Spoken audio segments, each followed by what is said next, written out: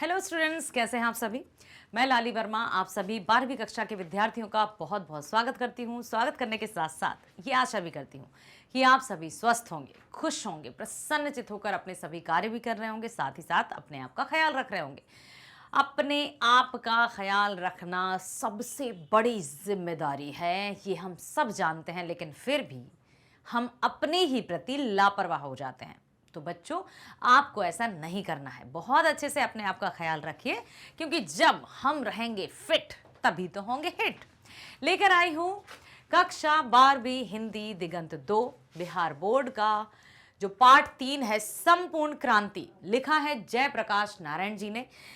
इसी के हम करने वाले हैं बिहार बोर्ड सॉल्यूशंस। जो आपकी पाठ्य पुस्तक में प्रश्न दिए हैं उनका समाधान भी हम करेंगे। साथ ही साथ कुछ छोटे छोटे प्रश्नों के बारे में भी यहाँ पर मैं चर्चा करने वाली हूँ आपसे, ताकि जो कभी एक एक नंबर के प्रश्न आ जाते हैं और हम एकदम विस्मृत हो जाते हैं वो आंसर्स या उत्तर कि वो क्या था, कुछ ऐसे प्रश्नों का भी अभ्यास करेंगे हम यहाँ पर, ताकि आप छोटे छोटे प्रश्नों के माध्यम से फिर धीरे धीरे चलते चलो थोड़े बड़े बड़े उत्तरों की तरफ। ठीक है, बहुत ध्यानपूर्वक मेरे साथ बने रहना, ताकि आप इस पाठ के प्रश्नोत्तरों को समझ सको, सुन सको, और आगे जब कभी भी आपकी परीक्षाएं हों या जब भी कभी आपसे क्लास में आपकी शिक्षक ही पूछ लें तो आप उनके उत्तर बहुत अच्छे से दे पाओ। ठीक है, तो आप तैयार हैं? चलिए शुरू करते हैं।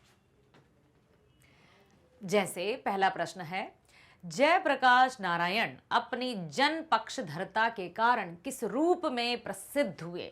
जयप्रकाश नारायण जी की जो प्रसिद्धि का मुख्य कारण था वो क्या था? लेखक थे, कवि थे, हिंदी साहित्यकार थे या लोकनायक थे? तो सबसे बड़ी उनकी प्रसिद्धि का कारण था, या यूं कहें कि सबसे बड़ा जो उनका कारण था वो यही था कि वे लोकनायक के रूप में सामने आए, लोकनायक के रूप में। ठीक है, आई बात समझ में? कैसे पहचाने जाते हैं वो? लोकनायक के रूप में। अब है, जयप्रकाश नारायण जी किस सन में अमेरिका गए? बहुत आसान से सवाल है, बहुत आसान से सवाल है, लेकिन इन सवालों के उत्तर देने में हम कंफ्यूज हो जाते हैं। अमेरिका गए थे, उन्होंने अपने बलबूते पर ही अपनी पढ़ाई की। कौन से सन में अमेरिका गए थे वो? अमेरिका हिंदी में लिखते हैं, अमेरिका अंग्रेजी में लिखते हैं, और यदि अमेरिका इस तरह से लिखा जाए तो वो भी गलत नहीं है। तो वे सन 1922 में अमेरिका गए थे अपने अध्ययन के लिए। ठीक है, सन 1922 में। कैसी प्रसिद्धि मिली? लोकनायक के रूप में 1922 में अमेरिका गए। इन्हें समाज सेवा के लिए किस पुरस्कार से सम्मानित किया गया था? अब ना केवल ये लेखक, न साहित्यकार, बल्कि लोकनायक, बल्कि क्या थे ये? इन्होंने समाज सेवा का बीड़ा उठाया। मैग्सेसे पुरस्कार भी इनको प्राप्त हुआ। जयप्रकाश नारायण जी का निधन किस वर्ष हुआ? तो 8 अक्टूबर सन 1979 में। और जबकि इनका जो भाषण है ये संपूर्ण क्रांति, ये इनके भाषण का ही अंश है, जो कि 5 जून सन 1974 को दिया गया था। इनकी मृत्यु हुई 8 अक्टूबर सन 1979। ठीक है, लेखक मद्रास में अपने किस मित्र के साथ रुके?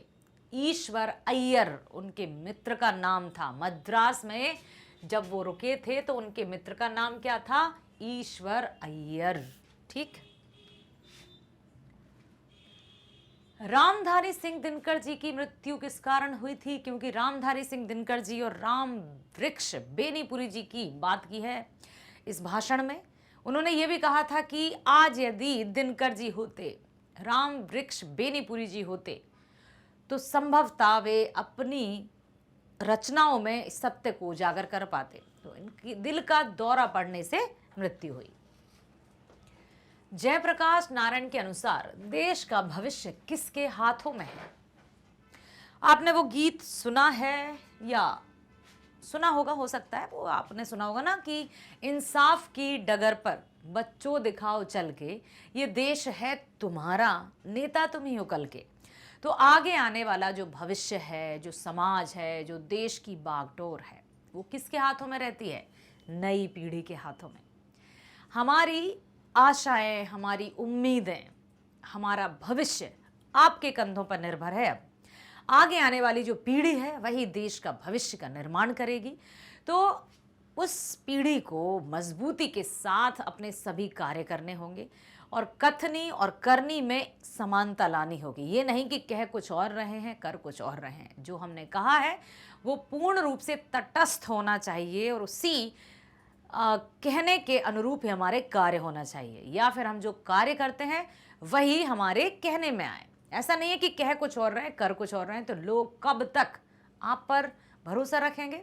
एक ना एक दिन फिर उनका भरोसा टूट जाएगा और पछतावे का कारण बन जाएगा। लेखक ने बिहार विद्यापीठ से कौन सी परीक्षा दी? तो ISC की परीक्षा दी थी उन्होंने, याद रखिएगा।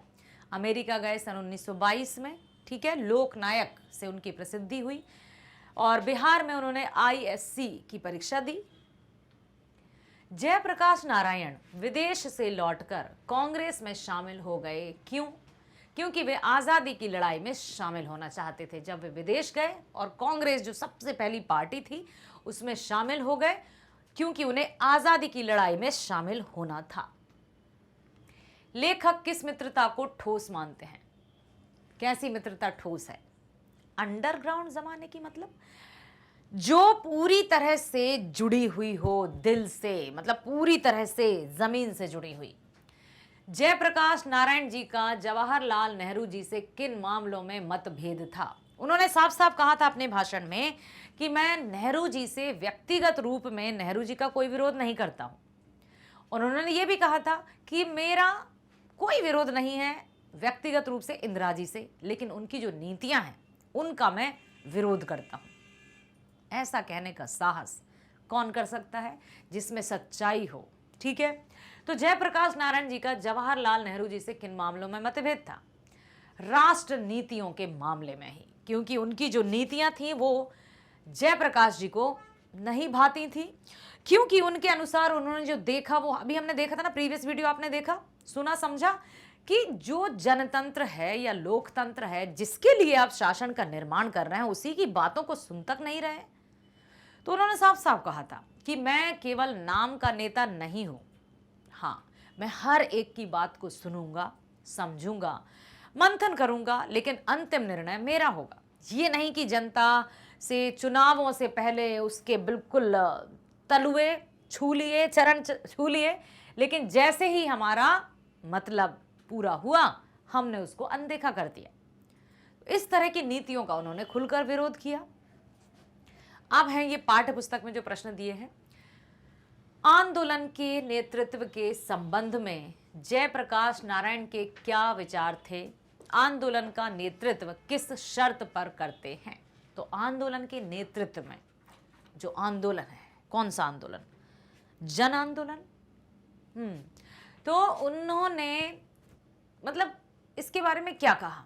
आंदोलन के नेतृत्व में जयप्रकाश नारायण जी कहते हैं कि मैं सबकी सलाह लूंगा, सबकी बात सुनूंगा, छात्रों की बात जितनी भी ज्यादा होगी, जितना भी मेरे पास समय होगा, उनसे बहस भी करूंगा और सुनूंगा भी, और अधिक से अधिक बात करूंगा, आपकी बात स्वीकार करूंगा, जन संघर्ष समितियों की, लेकिन फैसला मेरा होगा, अंतिम फैसला आपको मेरा मानना ही होगा। ये नहीं है कि मैं सिर्फ सुन रहा हूं और आपकी बातों को सुनकर निकाल रहा हूं। सभी की बातों को सुनूंगा, समझूंगा, और जो बिल्कुल सबके लिए सही होगा उस बात का निर्णय मैं लूंगा और वो निर्णय आप सबको मानना होगा। साफ साफ कहा उन्होंने, इस फैसले को सभी को मानना होगा। जयप्रकाश आंदोलन का नेतृत्व अपने फैसले पर करते हैं और कहते हैं कि तब तो इस नेतृत्व का कोई मतलब है, यह क्रांति सफल हो सकती है।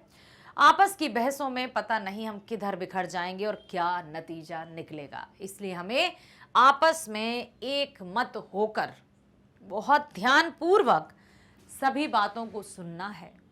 नहीं तो वही होगा कि हम आपस में लड़ बैठे तो देश को कौन संभालेगा? कोई बाहर वाला आकर घर से हमें निकालेगा। अक्सर ऐसा ही होता है कि दो मित्र बहुत प्रेम पूर्वक एक साथ रहते हैं, एक दूसरे से हंसते बोलते हैं बहुत अच्छे से, लेकिन जब किसी तीसरे की एंट्री हो जाए तो उन्होंने यदि उस तीसरे की बात को सुनना शुरू कर दिया तो उनके बीच में अपने आप दूरी आ ही जाती है। अगला प्रश्न है, जयप्रकाश नारायण के छात्र जीवन और अमेरिका प्रवास का परिचय दीजिए।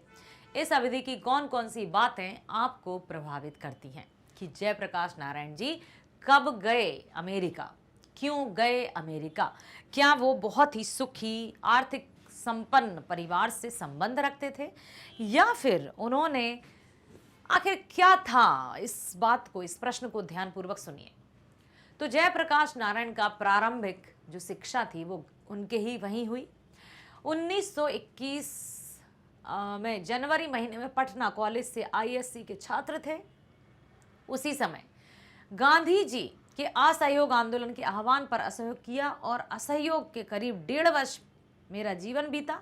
फूलदेव सहाय वर्मा के पास भेजा गया और प्रयोगशाला में कुछ करो और सीखो, क्योंकि प्रयोगशाला कैसी रहती है? लर्निंग बाय डूइंग, मतलब कुछ करके सीखना है। हिंदू विश्वविद्यालय में दाखिला नहीं लिया क्योंकि विश्वविद्यालय को सरकारी मदद 19 मतलब इस तरह से थी। बिहार विद्यापीठ से परीक्षा पास की। बचपन में स्वामी सत्यदेव के भाषण से प्रभावित हुए और अमेरिका गए। ऐसे में कोई धनी घर के नहीं थे, परंतु सुना था कि कोई भी अमेरिका में मजदूरी करके पढ़ सकता है। अर्थात उन्होंने अपने आप को परिस्थितियां, जो विकट परिस्थितियां थी या विपरीत परिस्थितियां थी, उनको अपने रास्ते की बाधा नहीं समझी। उनके हाथों की, ऐसा नहीं कि हथकड़ियां मान ली, उनको जंजीरें मान ली हो कि अब मैं क्या करूं, मेरी स्थिति तो ऐसी है, बल्कि आगे बढ़े, आउट ऑफ द बॉक्स। कुछ उन्होंने, कहते हैं ना कि लिमिट की सीमा होती है या लिमिट ही सीमा होती है, तो ऐसा नहीं है। लिमिट को चुनौती है, चुनौती को लिमिट। क्या करना है? हमें अपनी चुनौतियों को सीमित रखना है या सीमाओं को चुनौती देना है? तो हमें अपनी सीमाओं को चुनौती देना है कि ठीक है, तुमने मुझे इतना सीमित किया है ना, अब देखना मैं और इससे बढ़कर करके दिखाऊंगा। मेरी इच्छा थी कि आगे पढ़ना है। मुझे अमेरिका के बागानों में मैंने काम किया, कारखाने में काम किया, लोहे के कारखानों में जहां जानवर मारे जाते हैं, ठीक है, वहां भी कार्य किया उन्होंने। जब वे यूनिवर्सिटी में पढ़ते थे तब वे छुट्टियों में काम, कई आदमी मतलब इतना काम, जो छुट्टियां रहती थी उसमें वो इतना कमा लेते थे कि 2-4 विद्यार्थी सस्ते में खा पी लेते थे। एक कोठरी में कई लोग साथ में मिलकर रहते थे, जिससे उनका जो भाड़ा रहता था, किराया, वो भी वो चुका देते थे। रविवार की छुट्टी नहीं बल्कि 1 घंटा रेस्तरां में, होटल में बर्तन धोते थे। रविवार की छुट्टी का आनंद नहीं लिया, जैसे हमने कहा चलो भाई वाह संडे, रविवार छुट्टी, आनंद लेंगे, लेकिन उस छुट्टी के दिन में भी उन्होंने जो भोजनालय रहते थे, रेस्टोरेंट रहते थे, उनमें उन्होंने बर्तन धोकर कमाया, वेटर का काम किया। बराबर 2-3 वर्षों तक 2-3 लड़के एक ही रजाई में सोकर पढ़े थे। मतलब उनके पास साधनों की बहुत कमी थी और कमी में रहते हुए उन्होंने पढ़ाई की। ये प्रेरणादायक है बेटा, इसलिए इस पाठ को आपके पाठ्यक्रम में शामिल किया गया है। जब बीए पास कर गए तो स्कॉलरशिप मिल गई। 3 महीने के बाद असिस्टेंट हो गए, डिपार्टमेंट के ट्यूटोरियल क्लास लेने लगे। अमेरिका प्रवास में जयप्रकाश नारायण के कैलिफोर्निया, बर्कले, विल्किंसन, मेडिसन आदि कई विश्वविद्यालय में अध्ययन किया। इस तरह अमेरिका में इनका प्रभाव रहा और उन्होंने जो सोचा उसे करके दिखाया। ऐसा नहीं है कि बस भाई कह रहे हैं, सिर्फ करने का साहस ही नहीं है। तो जो उनके सपने थे, उन्होंने बंद आंख में सपने नहीं देखे थे, नींद में सपने नहीं देखे थे, उन्होंने मतलब बिल्कुल जागृत अवस्था में सपने भी देखे और उनको साकार भी किया। तो यूं ही नहीं मिल जाती राही को मंजिल, कोई जुनून सा दिल में जगाना होता है। पूछा चिड़ियों से कैसे बना आशियाना, बोली भरनी पड़ती है उड़ान और तिनका तिनका जुटाना होता है। तो बेटा, जितनी भी हम सफल व्यक्तियों के बारे में सुनते हैं, कहानियां पढ़ते हैं, या जिनका भी हम कहते हैं ना कि सिर्फ सफलता दिखती है, संघर्ष नहीं दिखता। और जो संघर्ष देख लेता है, जो समझ लेता है, वो सिर्फ और सिर्फ संघर्ष करता है, सफलता के बारे में चिंता भी नहीं करता। जब हम कार्य करेंगे तो सफलता तो मिलेगी ही। अगला प्रश्न है, जयप्रकाश नारायण कम्युनिस्ट पार्टी में क्यों नहीं शामिल हुए? आखिर क्या कारण था कि वे कम्युनिस्ट पार्टी में शामिल नहीं हुए? जयप्रकाश ने लेनिन से सीखा था कि जो गुलाम देश हैं, वहां के जो कम्युनिस्ट हैं, उनको हरगिज वहां की आजादी की लड़ाई से अपने को अलग नहीं रखना चाहिए, क्योंकि लड़ाई का नेतृत्व बुर्जुआ वर्ग के हाथ में होता है, पूंजीपतियों के हाथ में होता है। अतः कम्युनिस्टों को अलग नहीं रहना चाहिए, अपने को आइसोलेट नहीं रहना चाहिए। जयप्रकाश देश की आजादी के खातिर कांग्रेस में शामिल हुए, क्योंकि कांग्रेस देश का नेतृत्व नहीं कर रही थी। अब है पाठ के आधार पर प्रसंग स्पष्ट करना है हमें। अगर कोई डेमोक्रेसी का दुश्मन है तो वे लोग दुश्मन हैं जो जनता के शांतिमय कार्यक्रमों में बाधा डालते हैं, उनकी गिरफ्तारियां करते हैं, उन पर लाठी चलाते हैं, गोलियां चलाते हैं। अर्थात जो प्रजातंत्र, इसको क्या कहेंगे हम, लोकतंत्र या फिर प्रजातंत्र।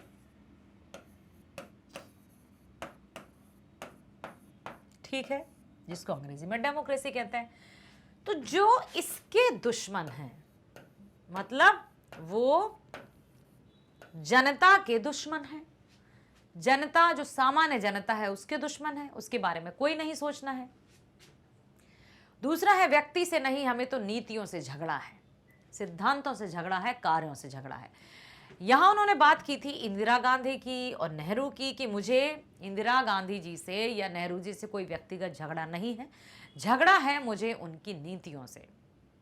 तो अब हमें देखना है इनके उत्तर। प्रस्तुत पंक्तियां महान समाजवादी नेता जयप्रकाश नारायण की संपूर्ण क्रांति शीर्षक भाषण से ली गई हैं। इन पंक्तियों में जयप्रकाश नारायण ने लोकतंत्र के दुश्मनों का वर्णन किया है। जयप्रकाश तत्कालीन सरकार की नीतियों की आलोचना करते हुए यह बातें कहते हैं।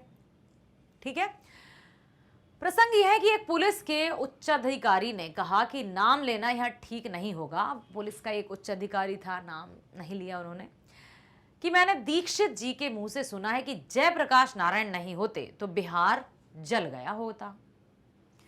तब जयप्रकाश नारायण ये सोचते हैं कि यह सारा जयप्रकाश के लिए क्यों होता है, मतलब क्या है ये, क्यों उनके नेतृत्व में यह प्रदर्शन और यह सभा होने वाली है। प्रदर्शन भी होने वाला है, सभा भी होने वाली है, क्यों लोगों को रोकते हैं आप, क्यों जनता से घबराते हैं आप? आखिर जिसके लिए हम यहां पर हैं उस जनता के सामने आने से क्यों कतराते हैं, उसके सवालों का जवाब देने से क्यों घबराते हैं? ये बात उनको घर कर गई। जनता के प्रतिनिधि हैं आप, किसकी तरफ से शासन करने बैठे हैं आप? जनता की तरफ से। आपकी हिम्मत की आने से लोगों को रोक लें, आपकी हिम्मत की पटना आने से लोगों को रोक लें आप। यहाँ लोकतंत्र है, लोकतंत्र में किसी भी व्यक्ति को शांतिपूर्ण सभा करने का अधिकार है, फिर उनको क्यों रोका जा रहा है? क्यों उनके विरुद्ध षड्यंत्र किए जा रहे हैं? क्यों उनके मुंह को बंद किया जा रहा है? क्यों उनकी आवाज को दबाया जा रहा है? जबकि हम जो यहाँ हैं उसी के लिए हैं, उसी जनता के लिए हैं, फिर क्यों? ये उन्होंने प्रश्न किए। यदि सरकार यह सब करने से रोकती है तो वह सरकार के निकम्मेपन और नीचता का प्रतीक है। यदि जनता को ही वो कुछ कहने से रोकती है या जनता के लिए ही वो अपने मतलब यूं कहें कि जनता जिसने आपको उस गद्दी पर बिठाया या उसने बड़ा भरोसा करके आपको लीडर बनाया, नेता बनाया, और आपने उसी जनता के मुंह बंद करना चाहते, तो ये कौन सी नीति है, ये कौन सा न्याय है? ये उन्होंने साफ साफ कहा था कि ये तो सरकार के निकम्मेपन और नीचता का प्रतीक है। यदि जनता के साथ इस तरह से रवैया किया जा रहा है कि हम उन्हें रोक रहे हैं, उनके आवाज को दबा रहे हैं, जो सच कह रहा है उसको कुचल डाल रहे हैं, तो ये तो बिल्कुल गलत है। साफ साफ कहा था उन्होंने। तो यही एक सबसे बड़ा कारण था कि उनका ये जो भाषण था वो ऐतिहासिक कारण बन गया, क्योंकि कोई भी इस तरह से सत्य को उजागर करने की दम नहीं रखता था, साहस नहीं रखता था, जो कि जयप्रकाश जी ने किया। अब है जयप्रकाश नारायण के भाषण संपूर्ण क्रांति से लिया है। आंदोलन के समय जयप्रकाश नारायण के कुछ ऐसे मित्र थे जो चाहते थे कि जेपी और इंदिरा जी में मेल मिलाप हो जाए। जेपी मतलब जयप्रकाश नारायण जी। इसी प्रसंग में जेपी ने कहा है कि उनका किसी व्यक्ति से झगड़ा नहीं है, चाहे वह इंदिरा जी हो या और कोई। उन्हें तो नीतियों से झगड़ा है, सिद्धांतों से झगड़ा है, कार्यों से झगड़ा है। जो गलत कार्य होंगे तो नीति गलत होगी, जो सिद्धांत गलत होंगे चाहे वह कोई भी करे वे विरोध करेंगे। और इस तरह से सत्य का साथ देना कितनी खतरे की बात थी। खतरे की बात क्यों? क्योंकि जिसके हाथ में सत्ता थी वो किसी को भी कुचलवा सकता था, और ऐसा हुआ था, होता था। इसीलिए उन्होंने साफ साफ कह दिया कि मेरा किसी से कोई व्यक्तिगत झगड़ा नहीं है, मैं किसी से कोई व्यक्तिगत विरोध नहीं रखता हूं। मुझे झगड़ा है बुरी नीतियों से, अन्याय से, जो लोकतंत्र के विरोध में है। मुझे सिद्धांतों से झगड़ा है जो जनता के लिए ही है और जनता के बारे में या जनता की बातों को सुना तक नहीं जाता। तो मुझसे झगड़ा ऐसी नीतियों से है। समझ में आया? बापू और नेहरू की किस विशेषता का उल्लेख जेपी ने अपने भाषण में किया है? अब बापू और नेहरू की किस विशेषता? तो जयप्रकाश जी ने अपने भाषण में बापू एवं नेहरू जी की विशेषताओं का उल्लेख किया है। जयप्रकाश जी कहते हैं कि जब हम नौजवान थे तब उस जमाने में यह जरूरत होती थी हम लोगों की कि बापू के सामने हम कहते हम नहीं मानते हैं। बापू यह बात, और बापू इतनी मानता थी कि वे बुरा नहीं मानते थे। उन्होंने इस विशेषता की ओर ध्यान दिलाया है कि बापू के सामने जो भी हम बात रखते थे उनके सामने हम ये कह भी देते थे कि हम आपकी बात को नहीं मानते हैं, फिर भी बापू ने कभी उस बात का विरोध नहीं किया, नहीं बुरा माना, कभी उन्होंने बुरा नहीं माना। फिर भी बुलाकर हमें प्रेम से समझाते थे, समझते थे। आगे जेपी कहते हैं कि जवाहरलाल नेहरू मुझे मानते बहुत थे, मैं उनका बड़ा आदर और प्रेम भी करता था, परंतु उनकी कटु आलोचना भी करता था। लेकिन बड़प्पन था कि वे बुरा ही नहीं मानते थे। अक्सर वे हमारी आलोचनाओं का उन्होंने कभी बुरा नहीं माना। उनके साथ जो मतभेद था वह परराष्ट्र की नीतियों को लेकर था। ठीक है, तो इस तरह से उनका कोई अपना निजी दुश्मनी नहीं थी, कोई निजी स्वार्थ नहीं था। अब आई बात समझ में? भ्रष्टाचार की जड़ क्या है? क्या आप जेपी से सहमत हैं? इसे दूर करने के लिए क्या सुझाव देंगे? आखिर जयप्रकाश नारायण जी ने भ्रष्टाचार की जड़ किसे माना? क्या उन्होंने जिसे भ्रष्टाचार की जड़ माना, क्या आप उनकी बात से समर्थन रखते हैं? और यदि रखते हैं या नहीं रखते हैं तो अपने सुझाव क्या दे सकते हैं? आइए जानते हैं। हमारी नजर में भ्रष्टाचार की जो जड़ है वो सरकार की गलत नीतियां हैं, जो जनता के विरोध में लिखी जाती हैं, जिनका जनता के हित से कोई लेना देना नहीं है। ऐसी नीतियां ही भ्रष्टाचार को जन्म देती हैं। हमारी नजर में भ्रष्टाचार की जड़ सरकार की गलत नीतियां हैं। इन गलत नीतियों के कारण भूख है, महंगाई है, भ्रष्टाचार है, कोई काम जनता का नहीं निकलता बगैर रिश्वत दिए। अब जिसके पास पैसा है वो पैसे के बलबूते पर काम करा लेता है, और जो धनहीन है, निर्धन है, आर्थिक रूप से विपन्न है, उनका कार्य कभी संपन्न ही नहीं होता। तो ये तो एकदम भेद हुआ ना, पूरी तरह से भेदभाव हो गया। ऐसे में कैसे काम चलेगा? अर्थात जनता जिसने बड़ा विश्वास करके जनतंत्र की स्थापना की, अर्थात एक ऐसे व्यक्ति को उस पदवी पर बिठाया और उसे पूरी तरह से अब उम्मीद थी कि चलो अब चैन की सांस लेते हैं, अब हमारा कार्य संपन्न हुआ, अब हम अच्छे से अपना जीवन यापन करेंगे। लेकिन उसकी बात को सुना ही नहीं जाता। सरकारी दफ्तरों में, बैंकों में, हर जगह टिकट लेना है, उसमें जहां भी हो रिश्वत के बगैर कोई काम नहीं होता। हर प्रकार के अन्याय के नीचे जनता दब रही है। शिक्षण संस्थाएं भ्रष्ट हो रही हैं, सिर्फ कमाऊ बन रही हैं।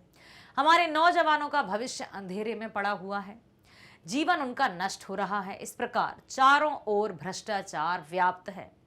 इसे दूर करने के लिए समाजवादी तरीके से सरकार ऐसी नीतियां बनाए जो लोक कल्याणकारी हों।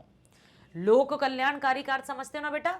जो सबके हित में हो, लोक कल्याणकारी, जो सबके कल्याण के लिए हो, जो जनहित में हो, ऐसी कुछ नीतियां बनाएगा, तब जाकर जनता का हित होगा और वो अपने निर्णय पर उसे प्रसन्नता होगी और उसको बहुत सुकून मिलेगा कि चलो अब जाकर हम वास्तविक रूप में स्वतंत्र हुए हैं। तो ये यहीं पर है कि भाई भ्रष्टाचार की जो सबसे बड़ी जड़ है वो गलत नीतियां ही हैं। जब नीतियां ही गलत होंगी तो जनता तो पूरी तरह से भ्रष्ट हो ही जाएगी। दल विहीन लोकतंत्र और साम्यवाद में कैसा संबंध है? दल विहीन लोकतंत्र सर्वोदय विचार का मुख्य राजनीतिक सिद्धांत है और ग्राम सभाओं के आधार पर दल विहीन प्रतिनिधित्व स्थापित हो। दल विहीन लोकतंत्र तो मार्क्सवाद तथा लेनिनवाद के मूल्य उद्देश्यों में से है। मार्क्सवाद, लेनिनवाद सुना होगा आपने। कार्ल मार्क्स और लेनिन ने अपना संपूर्ण जीवन जनता के हित में बिताया।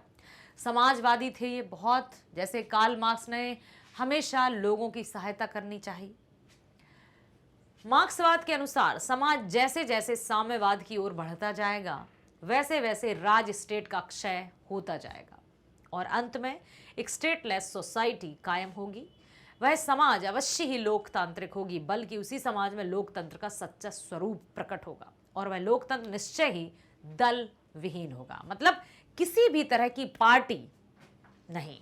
जब पार्टी में लोग अपने आप को रख लेते हैं और यदि कोई विपक्षी दल उनके सामने आ जाता है तो उनके मन में एक बदले की भावना उत्पन्न हो जाती है और जहां द्वेष की या बदले की भावना आ जाती है वहीं से जो सद्विचार हैं वो पीछे होने लगते हैं या उनसे मनुष्य स्वयं ही पीछे रह जाता है और उसमें बदले के या स्वार्थ की भावना के कारण वो फिर नीतियों का साथ नहीं देता है, नैतिक रूप से कार्य नहीं करता है। जैसे कितनी अनगिनत पार्टीज हो गई हैं अब तो। कहाँ पहले सिर्फ एकमात्र पार्टी थी कांग्रेस पार्टी, फिर धीरे धीरे बढ़ती गई और अब तो अनेक का अनेक पार्टीज हैं कि हमें नाम तक नहीं पता। अब इतने सारे टुकड़ों में बट जाने से कैसे शक्तिशाली होंगे हम? देखो एक और उदाहरण दूं, जैसे मान लीजिए किसी संपत्ति, ये किसी एक व्यक्ति के नाम पर इतनी संपत्ति है, ठीक है, ये जमीन का टुकड़ा मान लीजिए। अब दो भाई हैं, आधी संपत्ति हो गई, फिर हुए 4, 6, 8, 10, 12 और इस तरह से गुणा होता गया मल्टीप्लाई। और उनका जो यदि हाथ पर हाथ रखकर बैठे हैं और उन्होंने अपने बलबूते पर कुछ कार्य नहीं किए तो वो एक दिन खत्म हो ही जाएगी। कुबेर का खजाना भी खत्म हो जाता है यदि व्यक्ति अकर्मण्यता की ओर चला जाए। अकर्मण्यता मतलब कर्म ही नहीं करना है, तो हमारे पूर्वजों ने इतना कमाया है हम बैठकर खा लेंगे। ठीक है भैया, खा लो कभी तो खत्म होगा, क्योंकि कुबेर के खजाने को भी ग्रहण लग जाता है, खत्म हो जाता है।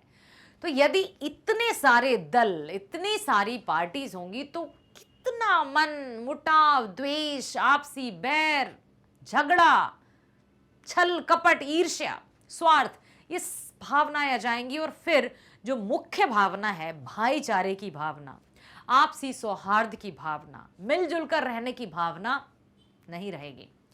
हम जानते हैं बेटा कि परिवार में यदि 5 सदस्य हैं तो पांचों के मत भी एक से नहीं रहते हैं। कोई पूरब, कोई पश्चिम, कोई उत्तर, कोई दक्षिण। और आज का तो समझ में ही नहीं आता है कि पहले जो संयुक्त परिवार हुआ करते थे, जब से एकल परिवारों में विभाजित हुआ है, कोई किसी के बात तक नहीं सुनता है, तो संपूर्ण देश में एकता कैसे स्थापित की जाए? विचारों की एकता होनी चाहिए। ठीक है, तो यही यहां पर लेखक ने बताया है। चलो चलते हैं आगे। अगला है संघर्ष समितियों से जयप्रकाश नारायण की क्या अपेक्षाएं हैं? अपेक्षा, आशा, अपेक्षा, तुलना। यहां पर मैं अपेक्षा के अर्थ और बता दूं आपको। अपेक्षा, अपेक्षा क्या क्या होते हैं इसके? एक अपेक्षा मतलब आशा या उम्मीद, और कहते ना इसकी अपेक्षा ये अधिक बलवान है। तो तुलना, ये निर्भर करता है कि अपेक्षा किस तरह के वाक्य में प्रयुक्त हुआ है।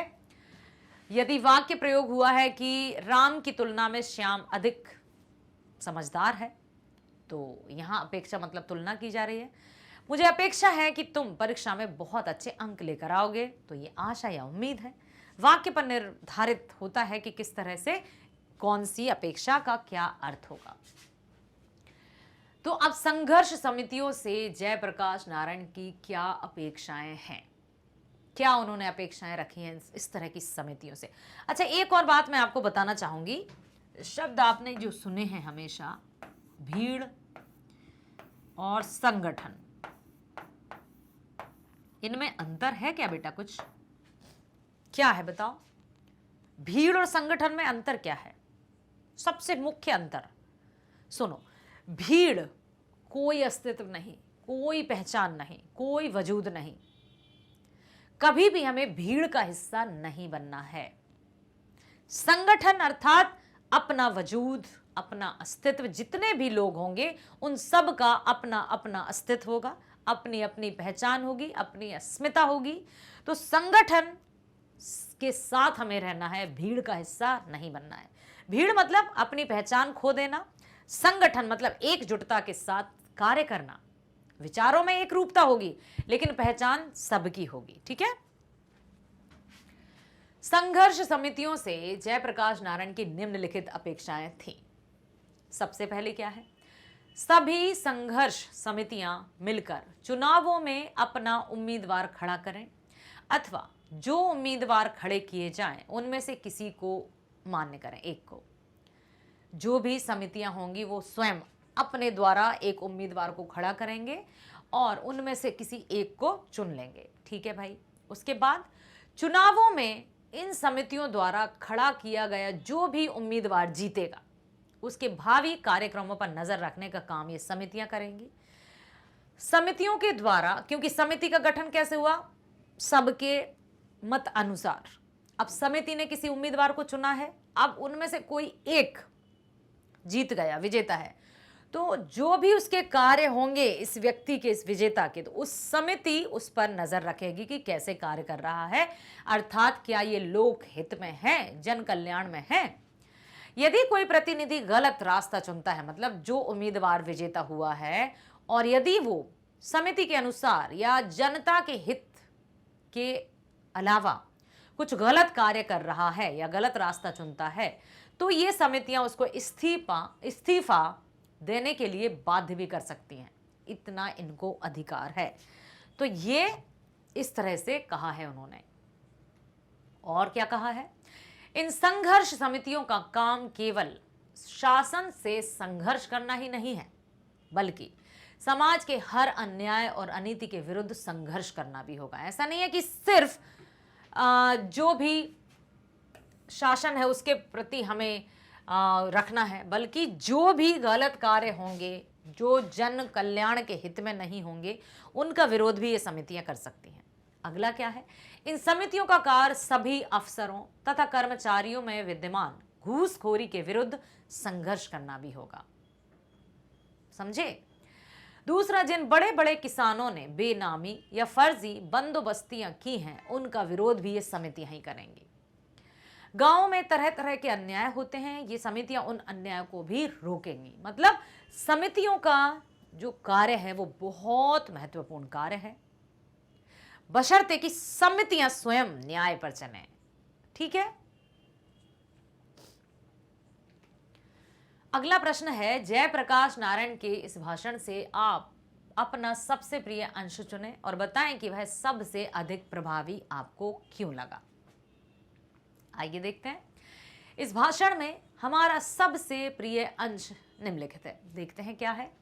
मित्रों, अमेरिका के बागानों में मैंने काम किया, कारखानों में मैंने काम किया, लोहे के कारखानों में भी मैंने काम किया, जहां जानवर मारे जाते हैं उन कारखानों में भी काम किया। जब यूनिवर्सिटी में पढ़ता था, छुट्टियों में काम करके इतना कमा लेता था कि कुछ खाना हम 3-4 विद्यार्थी मिलकर पकाते थे और आराम से हम रह सकते थे और सस्ते में हम लोग खा पी लेते थे। एक कोठरी में कई आदमी मिलकर रह लेते थे और रुपया बचा लेते थे। यदि वही सब अलग अलग रहते तो उनका रुपया खर्च होते, कुछ कपड़े खरीदने, कुछ फीस के लिए, और बाकी हर दिन रविवार को जो छुट्टी होती थी वो छुट्टी हमारी नहीं होती थी, अर्थात हम नहीं लेते थे।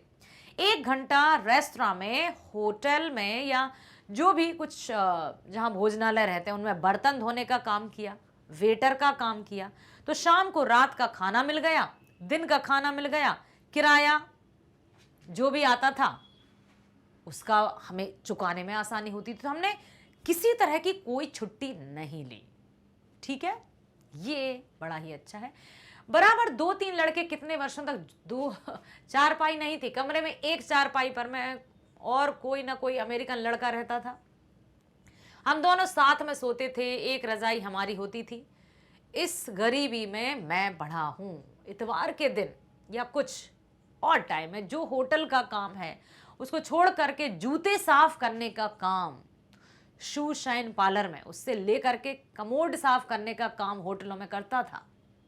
सोच लो आप, वहां जब बीए पास कर लिया स्कॉलरशिप मिल गई। इतना कार्य करना किसका साहस है?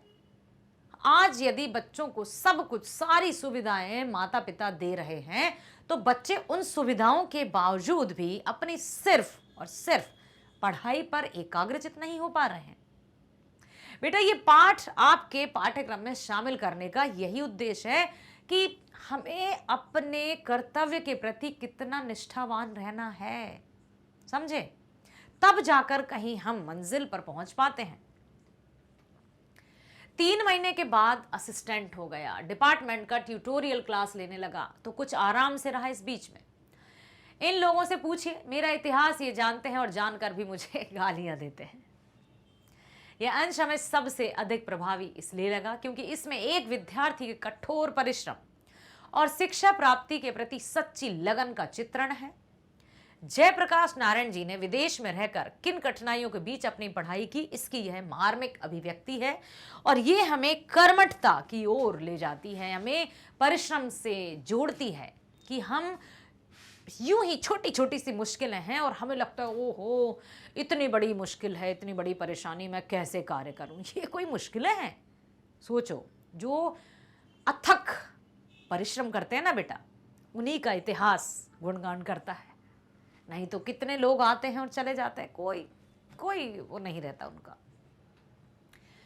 अगला है चुनाव सुधार के बारे में जयप्रकाश जी के प्रमुख सुझाव क्या हैं, उन सुझावों से आप कितना सहमत हैं। चुनाव सुधार के बारे में जयप्रकाश जी के प्रमुख सुझाव निम्नलिखित हैं। चुनाव को पद्धति में आमूल परिवर्तन होना चाहिए। चुनावों पर होने वाला खर्च कम करना चाहिए। गरीब उम्मीदवारों के चुनाव में भाग लेने का प्रयास करना चाहिए और मतदान प्रक्रिया स्वच्छ और स्वतंत्र हो। ये चुनाव की उन्होंने बातें कही। उम्मीदवारों के चयन में मतदाताओं का हाथ वास्तव में होना चाहिए। ऐसा नहीं है कि पहले से तय कर लिया है कि उम्मीदवार यही है, विजेता यही, और बस फॉर्मेलिटी के लिए औपचारिकताओं के मतदान हो रहा है। चुनाव के बाद मतदाताओं का अपने प्रतिनिधियों पर अंकुश भी होना चाहिए। एक बार सत्ता प्राप्त करने के बाद जनता से मुंह मोड़ लेते हैं, तो ऐसा नहीं होना चाहिए। जनसंघर्ष समितियां आम राय से जनता के लिए सही उम्मीदवार का चयन करें ताकि वो जनता के हित में कार्य करे। ये सभी बातें जो हैं वो चुनाव के लिए अत्यंत आवश्यक हैं। दिनकर जी का निधन कहां और किन परिस्थितियों में हुआ था? तो निधन के दिन दिनकर जी जेपी से मिले थे। उसी रात्रि में वे जेपी के मित्र रामनाथ जी गोयनका, जो इंडियन एक्सप्रेस के मालिक के घर पर मेहमान थे, रात को दिल का दौरा पड़ा। 3 मिनट में उनको अस्पताल पहुंचाया गया। सारी व्यवस्था थी वहां पर, सभी डॉक्टर सब से तैयार थे, सभी तरह से। दिनकर जी फिर से जिंदा नहीं हो पाए, उसी रात उनका निधन हो गया। तो जो लिखा है वो तो होकर रहेगा, लेकिन हम होकर रहेगा के चक्कर में वर्तमान को गंवाना नहीं है कि भाई जो होगा देखा जाएगा। नहीं, कहते ना बेटा कि हाथों की लकीरों पर भरोसा मत करना यारो, क्योंकि किस्मत तो उनकी भी होती है जिनके हाथ नहीं होते। तो हमें अपने आप के कर्म पर भरोसा करना होगा और तभी हम अपनी मंजिल को प्राप्त कर सकते हैं। ठीक, आशा करती हूँ हर एक प्रश्न को ध्यान से सुना है और समझा है। साथ ही साथ आपने अपने जो पाठ में जयप्रकाश नारायण जी हमें सबसे महत्वपूर्ण उद्देश्य या मतलब यूं कहें कि जो उनका जो उद्देश्य था कर्मठता को, कर्म प्रधान होना या सच्चाई का साथ देना, तो हमें इसी तरह से अपने जीवन को बिताना है ताकि हम ऐसे ही नहीं आए और गए जैसे हो जाएं, हम हमारी एक पहचान निर्मित कर सकें, क्योंकि व्यक्ति की पहचान उसके गुणों से होती है।